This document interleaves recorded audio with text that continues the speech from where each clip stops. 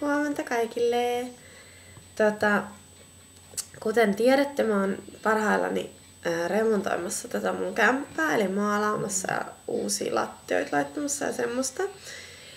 Mä en oo varsinaisesti ottanut mitään ennenkuvia, ja nyt täällä on jo työt ihan täydessä touhussa, niin ei pysty enää ottaakaan. Mutta mä ajattelin, että mä voisin tällä lailla videolla vähän vilauttaa, että mikä pikku kaos täällä on nyt meneillään.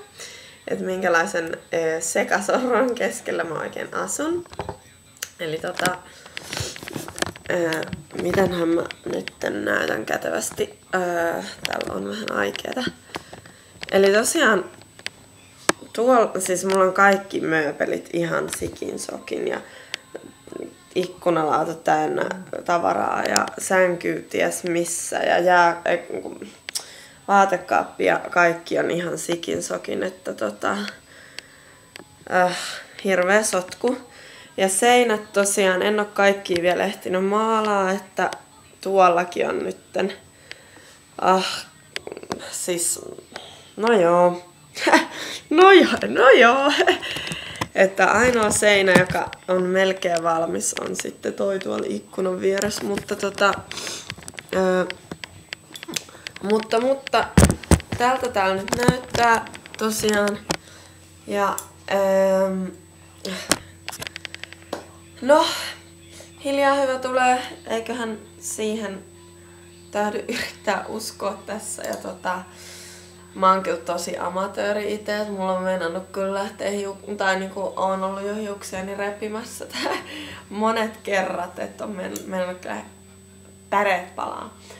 Mutta no, eiköhän tää tästä, kyllä toi yksi seinä alkaa nyt jo näyttää vähän paremmalta. Et aina vaan mikä mua just pelottaa on se, että jos tulee ihan järkyttävän epätasainen jälki, että jos mä joudun soittaa tänne oman työn jälkeen ammattilaiset, että hei, voitteko te tulla korjaamaan. Mutta enköhän mä nyt selviä tosta ite.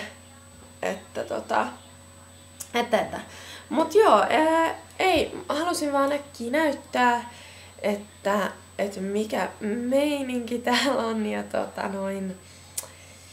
että nyt näette, ootte sittenkin nähneet, että minkälaisessa hyrskymyrskyssä mä täällä päiviäni viettelen, että tää varmaan kestää vielä muutaman viikon. Mä luulen, että etenkin nyt kun mä huomenna lähden Suomeen, niin en varmastikaan saa tätä todellakaan valmiiksi ennen sitä, että tänään aion vielä kyllä vähän maalailla, mutta menee varmaan ensi viikon puolelle, että on kokonaan maalattu.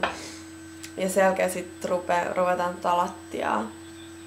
lattia laittaa, että kyllä tässä vielä menee varmaan pari viikkoa.